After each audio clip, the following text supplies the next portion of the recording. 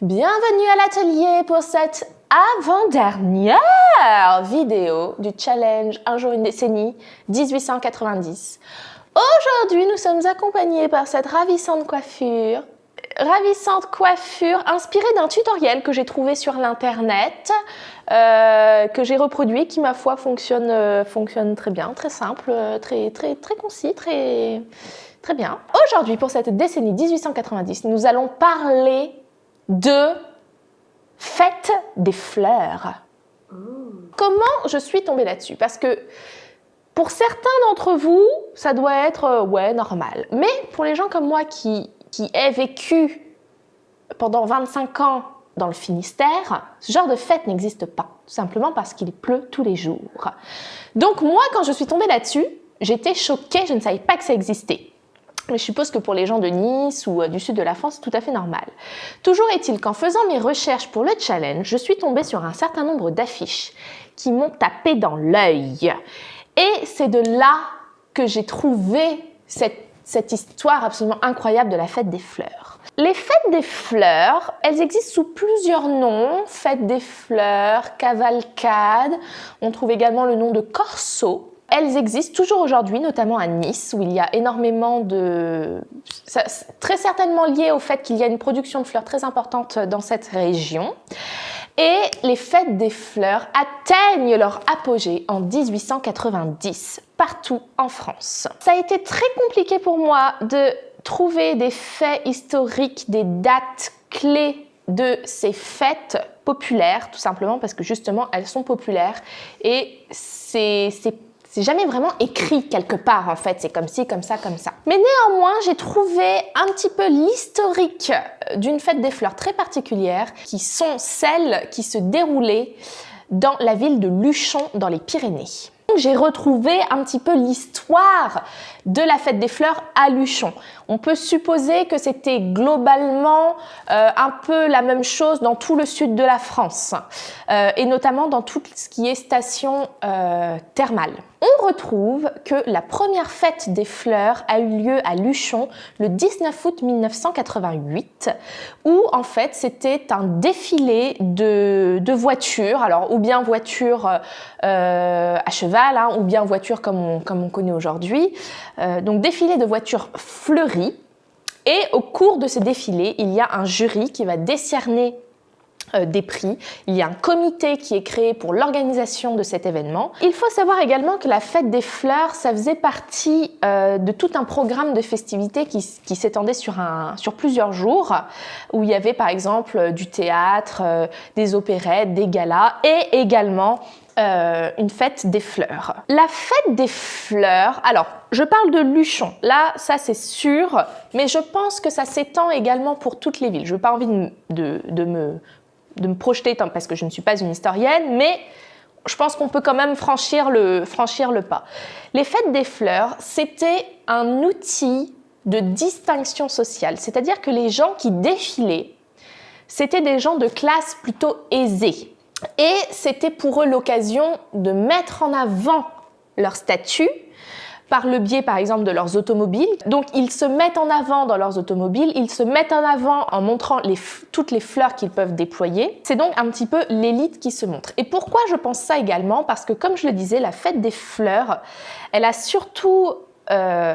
ça a surtout démarré dans les villes du sud de la France et notamment dans les stations thermales.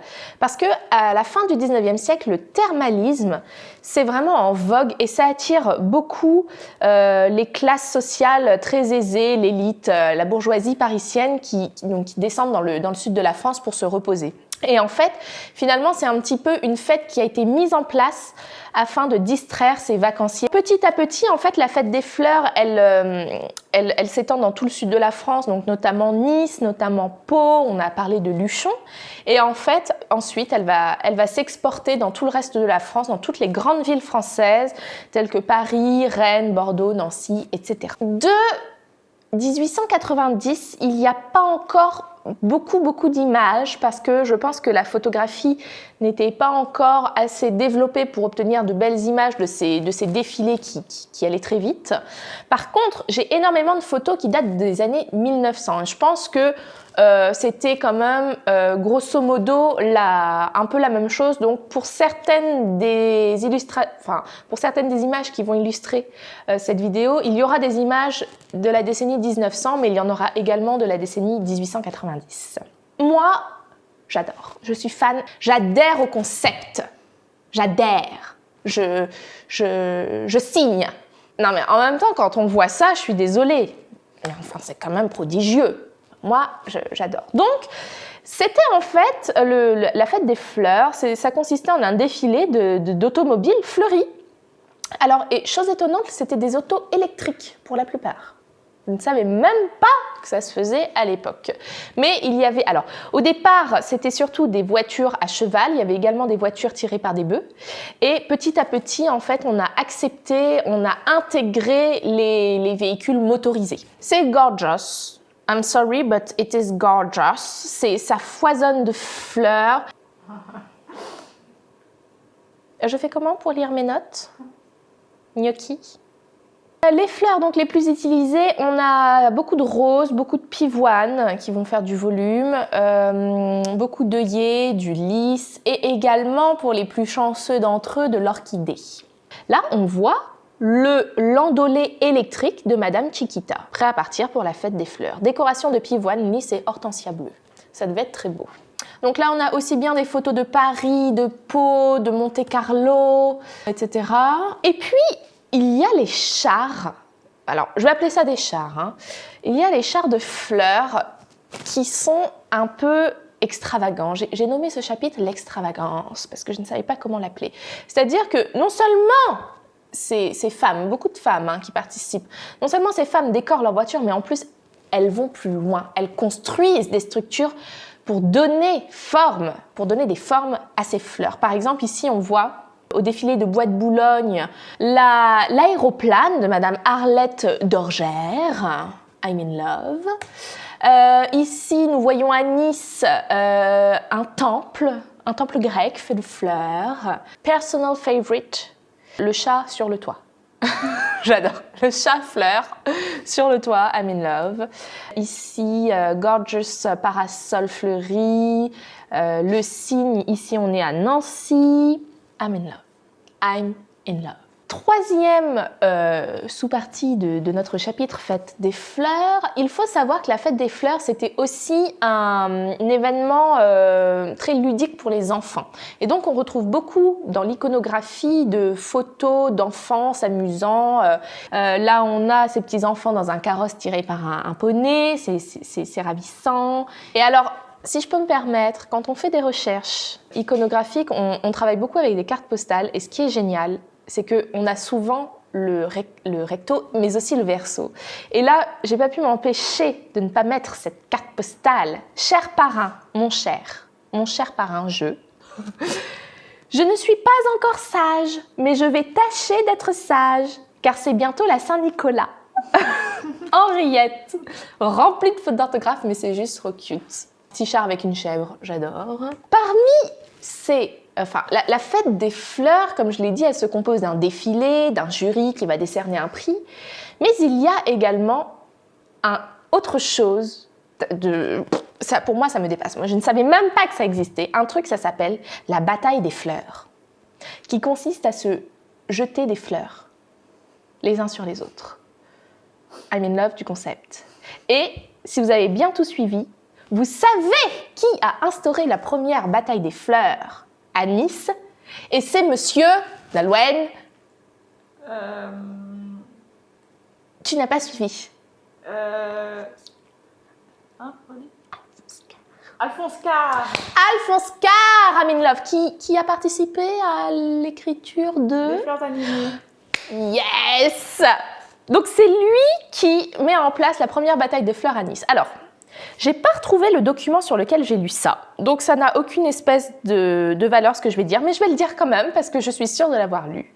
D'après ce que j'ai cru comprendre, comme c'était, je le disais, un peu les bourgeois, la noblesse qui défilaient, et finalement les petites gens, les gens des classes moins aisées qui venaient voir ces défilés, seuls étaient en fait, les gens qui défilaient avaient peur de se prendre des projectiles En fait, tu vois, dans la cohue, dans le mouvement de foule, des fois, on lance des pierres, bon bref. Et donc, n'était autorisé dans ces défilés de lancer uniquement des confettis ou des fleurs. Et ce serait de là que viendraient les premières batailles de fleurs. Là, on a un article assez intéressant. À la fête des fleurs au Bois de Boulogne à Paris, quelques combattantes à pied attendent avec impatience le défilé des véhicules fleuris pour les bombarder d'odorants projectiles. Ouh. Alors, dans cet extrait de La mode illustrée datant de 1898, un petit article sur la fête des fleurs, très intéressant, dans lequel on peut lire ce qui fait que la bataille manque souvent d'animation à Paris, tandis qu'à Nice et à Cannes, elle est très grande, c'est qu'ici on ne se connaît pas ou peu. Dans le Midi, au contraire, ces grands corsos fleuris sont composés de personnes qui se sont rencontrées la veille et qui se retrouveront le soir, etc. Il est écrit également: néanmoins, les 2 journées que nous venons d'avoir ont été très gaies et très animées. Il y a surtout 3 nègres qui se promenaient dans une victoire très bien ornée. Ils ont été bombardés de fleurs tout le long de l'avenue et ont remporté un grand succès. Alors évidemment, aujourd'hui, on ne dirait plus le mot nègre, mais voilà, je vous lis l'article tel qu'il a été écrit. C'était chose commune à l'époque et d'ailleurs, ça n'avait pas forcément la signification péjorative qu'on a aujourd'hui. Tout ça, en fait, c'est surtout pour vous montrer que voilà, plus on aimait un char, plus on bombardait de fleurs, en fait. Et alors, chose très intéressante également, dans les 2 derniers paragraphes, pour satisfaire à toutes les demandes, il a fallu un nombre considérable de fleurs. Aussi, les prix ont-ils monté dans les proportions suivantes. Les gerbes de boules de neige, 5 francs au lieu de 1 franc 50. Les roses qui se vendaient 5 francs la douzaine se vendent 10 à 11 francs. Les gerbes de pivoine, 4 francs 50 au lieu de 1 franc 50. Donc on voit bien qu'en fait les fêtes des fleurs finalement faisaient flamber les prix des fleurs. Comme je l'ai dit en introduction, moi ce qui me fascine encore plus que tout l'événement, que toutes ces photos, que toutes ces fleurs, c'est les affiches qui vont avec, ces affiches absolument magnifiques et qui pour moi sont un petit peu précurseurs de toutes les affiches qu'on va avoir après, les affiches parisiennes du Moulin Rouge, Toulouse-Lautrec et compagnie. Je trouve que c'est vraiment un peu pas l'ancêtre, mais le précurseur de ces affiches et je les trouve magnifiques, c'est sublime. Alors on voit également sur ces affiches qu'il y a la mention pour les victimes du devoir. Donc je pense, j'ai rien réussi à trouver de plus là-dessus, hein. Mais on voit qu'il y a un prix d'entrée, on voit qu'en fonction, si on veut louer telle ou telle voiture, ça a un coût, en fonction du nombre de personnes, en fonction du nombre de chevaux sur la voiture. Je pense qu'en fait le profit était en fait redistribué pour les victimes très probablement du devoir, ça doit être d'une guerre ou quelque chose dans le genre. Que nous reste-t-il de ces fêtes? Comme je l'ai dit, cette fête existe toujours à Nice, comme on peut le voir sur ces différentes photos. C'est magnifique, d'ailleurs un jour je pense que je vais y aller parce que je trouve ça incroyable. Mais petit à petit, donc comme j'ai dit, ça a connu son apogée en 1890 et en fait finalement dès la Première Guerre mondiale, hein, on va dire jusqu'à la décennie 1910, petit à petit en fait cette tradition s'est éteinte et il n'y a plus de fête des fleurs. La fête des fleurs a quand même subsisté à Luchon, dans les communes vraiment qui étaient les premières, comme on le voit sur cette photo qui date de 1950, mais globalement quand même ça s'est très essoufflé. Néanmoins, on en garde ce souvenir. J'ai même retrouvé un ouvrage, Martine à la fête des fleurs, incroyable, je ne savais même pas qu'il y avait eu ça. Et également, je tiens à dire qu'en faisant mes recherches pour cette vidéo, j'ai également trouvé qu'il y avait à Saumur, donc ma ville, un immense défilé de fleurs qui était organisé et je ferai une vidéo spécialement consacrée à cet événement car je voudrais en parler plus en détail parce que c'est ma ville de cœur. J'espère que cette vidéo vous a plu, que peut-être vous avez découvert les fêtes des fleurs, hein, même comme moi j'ai pu les découvrir. Peut-être que vous êtes juste dit ouais bah normal quoi. En tout cas moi ça a été vraiment un plaisir de faire des recherches sur ce sujet.